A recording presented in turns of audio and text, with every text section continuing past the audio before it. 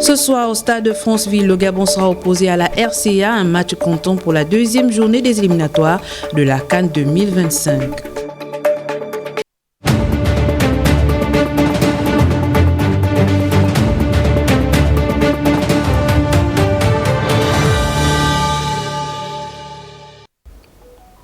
C'est toujours un réel plaisir de vous retrouver sur les antennes de Gabon Première. Bonjour et bienvenue à tous.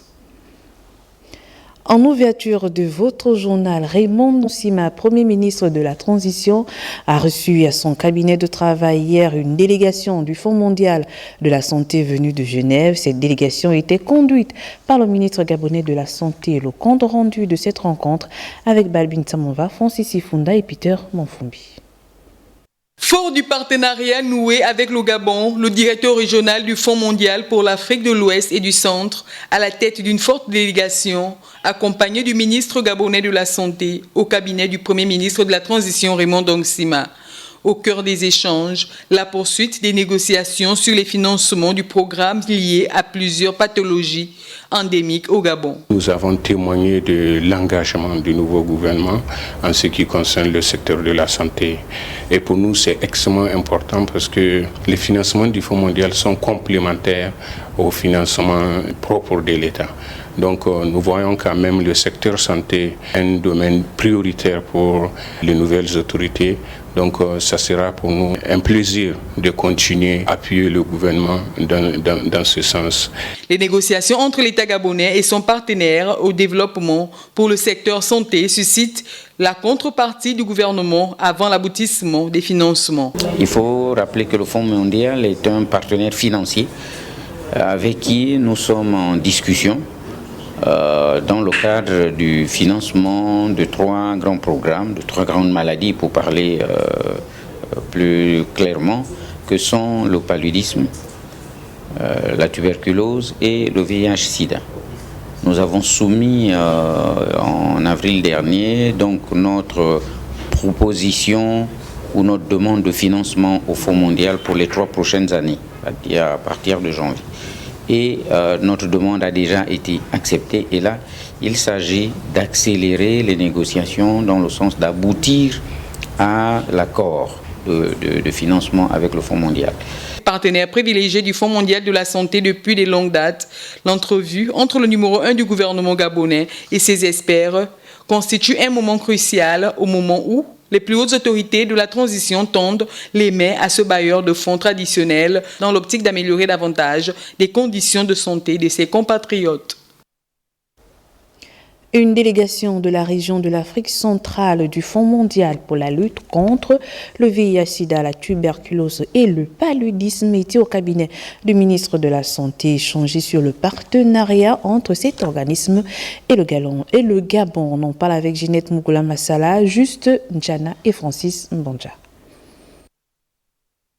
Conduite par le docteur Ibrahim Faria, cette délégation de la région de l'Afrique centrale du Fonds mondial est venue présenter au ministre de la Santé, le professeur Adrien Mourgo, le point général de leur opération liée au prochain financement du Fonds mondial pour la lutte contre le VIH-Sida, la tuberculose, le paludisme, en vue de renforcer le système de santé. Le financement actuel finit en fin de l'année et nous sommes là, l'objectif de la mission, c'est de discuter et s'entendre sur la prochaine phase qu'on appelle cycle 7 qui va commencer en janvier pour une durée de 3 ans. Pour les 3 prochaines années, nous parlons d'environ 8 millions d'euros qui seront investis dans les 3 maladies et aussi pour appuyer le gouvernement à renforcer le système de santé. Un partenariat très bénéfique qui a pour but d'accompagner le Gabon dans les programmes de lutte contre ces pathologies. Il est question aujourd'hui d'avancer dans les négociations débutées depuis plusieurs mois qui nous avaient conduit à soumissionner. Les détails pourront vous être donnés un peu plus tard au fil des discussions que nous allons avoir avec nos partenaires. Mais c'est donc un partenaire très important et là, il est question pour les 3 prochaines années à compter de janvier.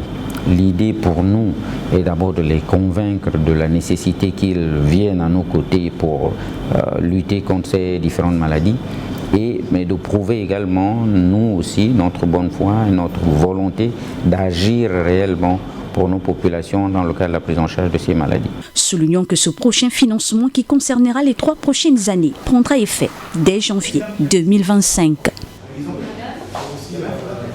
Et du 9 au 12 septembre, le ministère de la Santé, en partenariat avec Global Implementation, organise un séminaire de renforcement de collaboration sur le plan régional. D'ailleurs, on en sait plus avec Ingrid Bijou-Mombo et Francis Ngomo et Gaius Mbele-Ovono. Comment renforcer les capacités durables de sûreté et de sécurité biologique dans les pays membres d'Afrique centrale pour permettre une manipulation appropriée des agents biologiques? C'est autour de ces questions que les experts de santé seront tenus d'examiner au cours de cet atelier. Mettre en collaboration les énergies, les capacités, les expertises en matière de biosécurité et de biossûreté qui est un peu disparate. On met tout cela dans une sorte d'approche multisectorielle de collaboration pour vraiment avoir beaucoup plus d'impact en termes de gestion du risque biologique dans les laboratoires, les infrastructures, les hôpitaux. Le Gabon dispose de plusieurs infrastructures de dernière génération, d'où l'intérêt d'abriter ces travaux.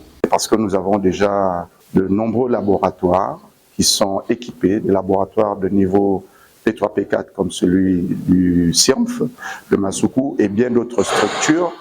Il est donc important que les personnels de ces laboratoires-là s'arriment aux normes internationales en matière de biossûreté, de biosécurité, par l'élaboration de procédures, le suivi de ces procédures, afin de s'assurer que ce qui est fait à l'intérieur de ces laboratoires est totalement conforme. Cet atelier, qui s'inscrit dans la suite du projet, a abordé les vulnérabilités de gestion des risques biologiques, compte s'achever dans les tout prochains jours. Les professionnels de la communication à l'école du savoir depuis hier, via ce séminaire de renforcement des capacités à l'Institut panafricain ISTA, une initiative conjointe entre le ministère de la Communication des médias et l'ambassade de France au Gabon. Le reportage est signé de nos confrères de l'agence gabonaise de presse. On regarde. L'Institut sous-régional multisectoriel de technologie appliquée, de planification et d'évaluation de projets, ISTA, dans la commune d'Akonda, prête son cadre à partir de ce 9 septembre 2024 au séminaire de formation destiné aux professionnels des médias gabonais. Une initiative conjointe du ministère de la Communication et des médias et de l'ambassade de France au Gabon. Cette session est par ailleurs animée par l'association française Médias et Démocratie. De nouvelles formes de journalisme sont intervenues, ce qui fait que ces formes de journalisme-là engagent et nous amène à renouveler aussi certaines questions fondamentales. Parce que quand on parle par exemple de l'intelligence artificielle, il faudrait par exemple nous demander est-ce que l'intelligence artificielle ne pose pas et n'engendre pas de nouvelles questions éthiques et si elle n'engendre pas également de nouveaux problèmes sur la déontologie journalistique. Jusqu'au 20 de ce mois, les participants vont plancher sur 3 thématiques principales que connaît le paysage médiatique contemporain: l'éthique et la déontologie, le journalisme de solution, ainsi que le combat contre la désinformation et les fake news. Autant de sujets qui ont un impact crucial sur l'éducation des populations dans un contexte mondial où la quête de la vérité et de l'information de qualité n'a jamais été aussi déterminante.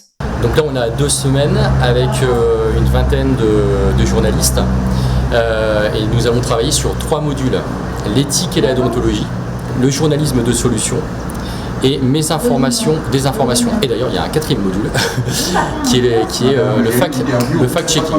Au-delà de la théorie, ce séminaire se veut pratique et engageant. Rigueur, professionnalisme, investigation franche et information de qualité sont l'objectif visé. Le bien fondé de ce séminaire est d'une part de nous permettre de revisiter ce que l'on a appris d'ailleurs à l'école, ce qui est l'éthique et la déontologie. Il faut savoir que lorsqu'on est en service pendant plusieurs années, il est important de se former à nouveau pour pouvoir maîtriser les nouvelles technologies. Vous savez que le monde de la communication est en perpétuelle mutation et donc il nous faut à nouveau être formés pour pouvoir faire face aux défis de l'heure. Dans un monde en perpétuelle mutation, ce séminaire vient à point nommé pour les professionnels des médias en cette période de transition politique que connaît notre pays. Signature de convention de partenariat hier entre le ministre des Affaires sociales et l'association KL pour elle, un partenariat qui rentre dans le cadre de la mise en œuvre de politiques du gouvernement permettant d'accompagner les associations dans leurs différentes activités. Compte rendu, Jean de Dieu Ngombi, Pierre Claver est là. En droite ligne avec la politique du gouvernement de la transition en matière de prise en charge des populations vulnérables, le ministère des Affaires sociales a procédé ce jour à la signature de la convention de partenariat avec l'association KL pour elle. Aujourd'hui, c'est un grand pas pour nous, ce partenariat avec le ministère. Ça marque une reconnaissance, une considération de l'État pour le travail accompli, mais aussi qu'ensemble, qu'on puisse faire de plus grands résultats et faire avancer la cause. Le département dont j'ai la charge opte pour l'excellence dans toutes les initiatives visant leur autonomisation pour répondre aux défis de l'emploi à travers des formations de courte durée.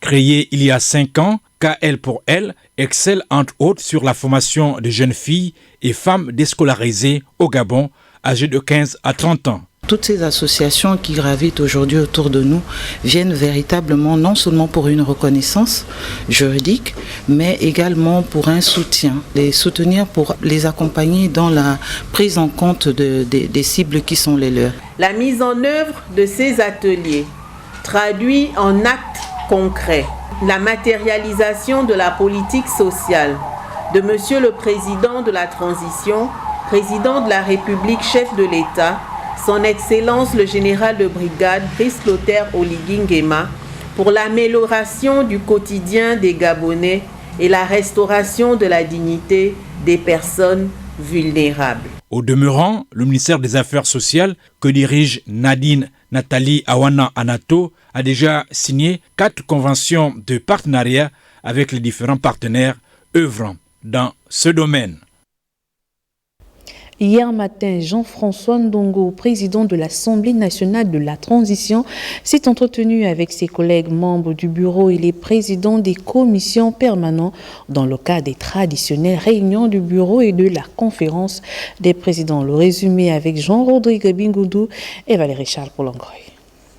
Présidé tour à tour par le président de l'Assemblée nationale de transition, l'honorable Jean-François Ndongo, la réunion du bureau et la conférence des présidents ont essentiellement fait le point sur les travaux législatifs et autres perspectives au lendemain de l'ouverture de la deuxième session ordinaire 2024. À retenir qu'à nos jours, le bureau de l'Assemblée nationale est saisi de 6 textes, dont 4 en cours d'examen au sein des différentes commissions. 4 textes, dont le projet de loi portant réglementation des activités commerciales en République gabonaise et le projet de loi de règlement gestion 2021. Également en cours d'examen, 2 propositions de loi, dont l'un portant promotion et protection de la personne vivante avec un handicap en République gabonaise et l'autre portant orientation de la responsabilité sociétale des entreprises en République gabonaise. 2 autres textes sont en attente d'examen. Ce sont la proposition de loi portant protection du défenseur des droits humains en République gabonaise et la proposition de loi portant création, organisation et fonctionnement des organisations non gouvernementales ONG en République gabonaise. Ces 2 réunions statutaires se sont achevées par quelques communications du président de l'Assemblée nationale de transition pour un fonctionnement optimal de l'institution. Et le nouvel ambassadeur des États-Unis au Gabon reçu au cabinet de la présidente du Sénat, la coopération bilatérale et la gestion de la transition étaient au centre de leur discussion. Presse Sénat pour le compte rendu. Poignée de main chaleureuse, atmosphère plutôt cordiale, la toute première entrevue entre le nouvel ambassadeur des États-Unis au Gabon et la présidente du Sénat, Paulette Missambo, s'inscrivait dans le cadre régulier des présentations des civilités aux autorités républicaines. C'est vraiment un grand plaisir d'être ici pour parler avec la Madame Présidente du Sénat. La Présidente du Sénat a beaucoup d'intérêt pour voir comment nous pouvons travailler ensemble. Comme l'ensemble des autres partenaires et en cette période charnière pour le peuple gabonais, les États-Unis veulent accompagner notre pays dans son processus de transition. Et nous pensons que c'est très important d'accompagner le peuple gabonais et le gouvernement de transition vers les diverses étapes de la transition démocratique. Et nous voudrions lancer un programme lié avec la promotion de la démocratie par le gouvernement des États-Unis ici au Gabon, par la USAID qui a déjà déployé un groupe d'experts. De la coopération entre le Sénat gabonais et les institutions législatives états-uniennes, il en a également été question. Nous comprenons très bien que le Parlement jouait un rôle primordial dans n'importe quel pays. Et je voudrais voir plus d'initiatives pour faire cet approfondissement des relations, mais également avec le Parlement. Partenaires de premier plan du Gabon, les États-Unis sont en effet présents dans plusieurs domaines tels que l'environnement, l'éducation et la santé. La rencontre entre les deux personnalités a donc permis de réaffirmer l'intérêt commun des deux nations à œuvrer pour une redynamisation de la coopération parlementaire. Et je vous l'annonçais en titre, acte d'incivisme des populations relevées dans ce 13h. Les nouveaux poteaux électriques servant d'éclairage public subissent une destruction massive. C'est du moins ce que nous font constater Yannicka Abaga et Richard Mobiwa dans cet élément qui va suivre. Installés pour améliorer l'éclairage des routes, le constat de la destruction massive de ces nouveaux lampadaires dans le Grand Libreville suscite des inquiétudes. Depuis que les poteaux électriques sont arrivés, le vert, jaune, bleu, nous les chauffeurs, ça nous brouille la vision.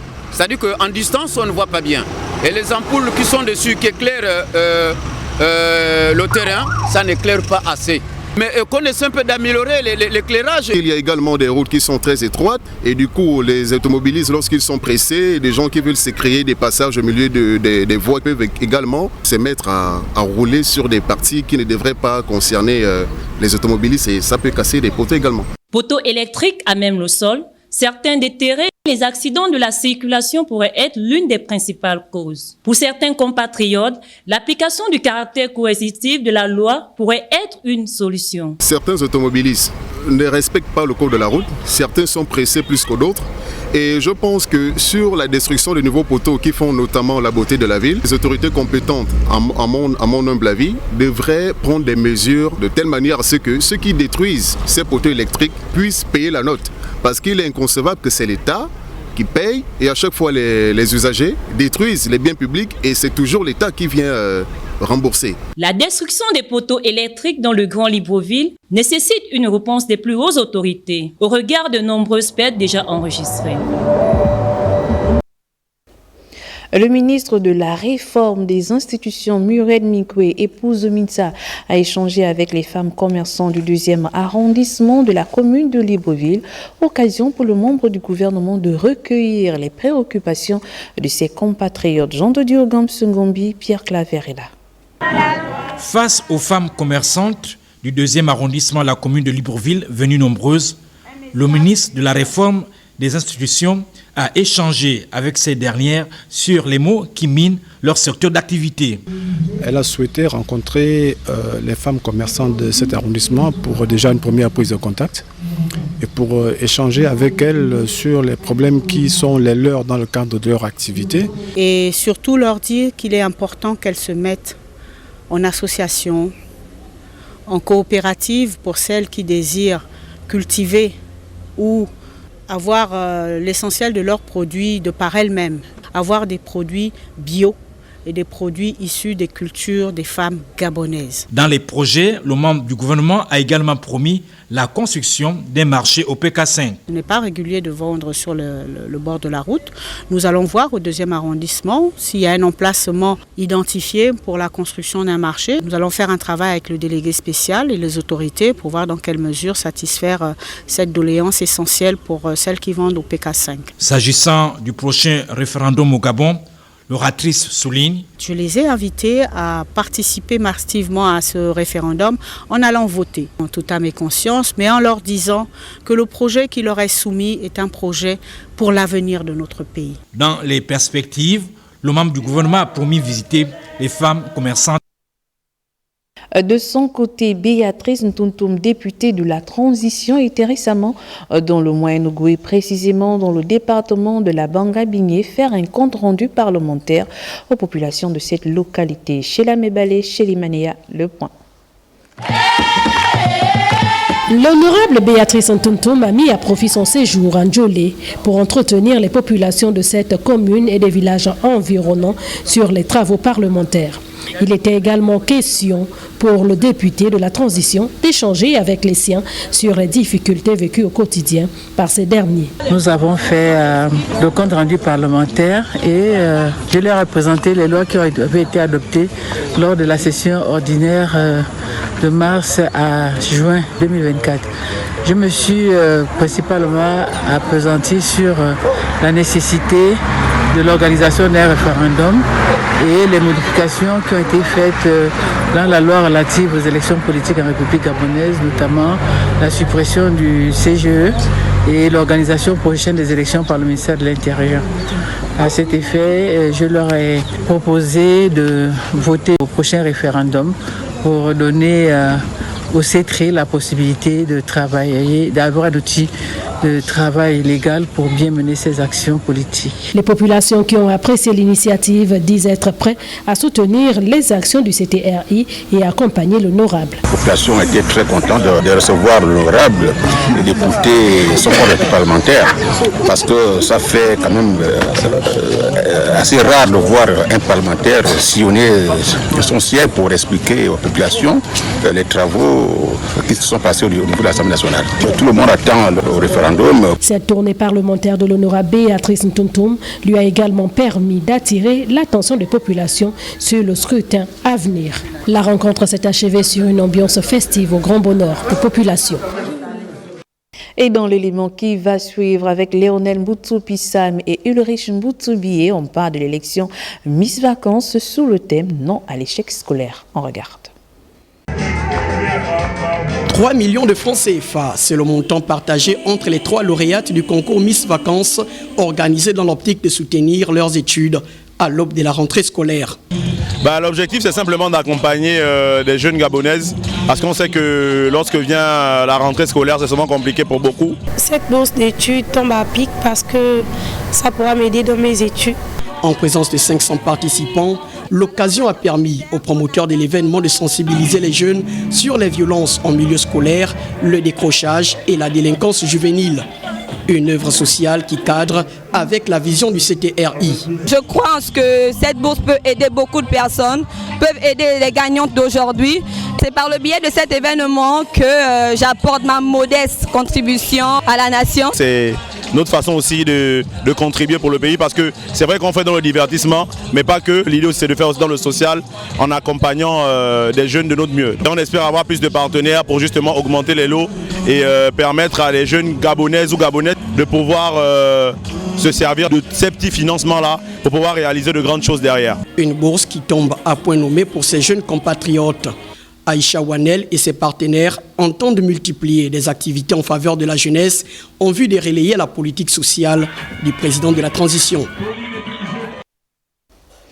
Nous poursuivons ce 13h à présent avec l'actualité hors de nos frontières. Tout d'abord, en RDC, la date du 2 septembre 2024 marquait la rentrée scolaire, mais dans le nord Kivu, cette reprise s'est transformée en une illusion pour la majorité des enfants vivant dans les camps des déplacés. La région est connue comme étant le théâtre de combats incessants entre l'armée congolaise et les rebelles du M23. Cette région voit chaque année des enfants privés d'un avenir éducatif, fuyant les combats. Ces familles ont tout laissé derrière elles, y compris l'espoir d'une éducation pour leurs enfants. Au Kenya, 3 jours de deuil après l'incendie d'une école. Les familles sont toujours en attente des nouvelles de leurs enfants. 18 élèves de l'école primaire dans le comté de Nyeri sont morts dans l'incendie qui a ravagé un dortoir. 70 élèves sont toujours introuvables et 27 autres sont hospitalisés. L'enquête est en cours et selon un rapport du ministère de l'Éducation nationale, ce genre d'incidents sont quasi fréquents dans les internats dus aux causes humaines et à la surpopulation. En Algérie, le président sortant Abdelmadjid Tebboune a été réélu pour un second mandat ce 8 septembre avec 94,65% des voix. Cette élection a été marquée par une faible participation, pourtant en hausse par rapport à 2019 selon le décompte officiel. De retour au Gabon avec cette actualité, André-Jacques Ogan, ministre des Sports, accompagné du gouverneur de la province du Haut-Ogooué, Jacques Denis Tsonga, était hier après-midi au stade de Franceville afin de mobiliser l'équipe nationale avant le match de ce soir contre la Centrafrique. Charles Ogoula et Rikassa. La sélection gabonaise des Panthères du Gabon reçoit les encouragements de l'exécutif gabonais afin de se surpasser ce mardi face à la République centrafricaine. Nous devons jouer contre la Centrafrique. Le président de la République et le Premier ministre me chargent de vous dire que nous n'avons pas droit à l'erreur. Faites-nous honneur. Le docteur André-Jacques Ogan a profité de sa présence au stade de Franceville pour visiter les installations électriques après la coupure intervenue en juin dernier durant le match Gabon-Gambie. La CFAO et la SEG rassurent l'opinion quant au bon fonctionnement des groupes et la distribution en électricité. La SEG, en partenariat avec CFAO, nous avons réalisé les tests de basculement des sources de tension pour l'alimentation du stade. Ces tests ont été concluants. Après la coupure que nous avons eue la dernière fois, aujourd'hui on peut vous dire que tout est derrière nous. Les groupes fonctionnent à 100%. Le match se jouera avec les groupes en continu. Tout est donc fin prêt pour que la fête du football africain soit belle ce mardi au stade de Franceville à partir de 17h. Les Gabonais, tout comme les Centrafricains, étaient hier face à la presse. Chaque sélection a présenté ses objectifs pour cette deuxième journée des éliminatoires de la CAN 2025. On retrouve Charles Ogoula et Rikassa. Gabon RCA, un duel de fauves avec des Panthères du Gabon blessés qui veulent laver leur honneur à domicile. L'objectif pour nous ici n'est pas de nous relâcher, ça va se relever, nous sommes des compétiteurs. Les garçons sont conscients de la confrontation en réalité. L'un de nos adversaires directs, c'est la Centrafrique avec le Lesotho. Le Maroc ayant déjà acquis sa qualification, mais nous devons jouer tous les matchs en France. Donc il est important pour nous qu'on relève la tête. En face, les fauves du Bazou-Bangui qui ont goûté à la victoire face au Lesotho et ne peuvent plus s'en passer. Chaque match a son histoire, on connaît les forces et les faiblesses de chacun, les nôtres aussi, on va travailler avec tout cela. Maintenant, le match du Maroc et du Gabon nous a donné quelques enseignements sur l'état général de l'équipe qu'on va affronter. Le duel des fauves, Panthères et fauves du Bazou-Bangui, c'est à vivre en direct et en intégralité sur les antennes de Gabon Première ce mardi à partir de 17h. C'est tout pour ce 13h. Merci à vous de l'avoir suivi. Bon suivi des programmes sur Gabon Première. Au revoir.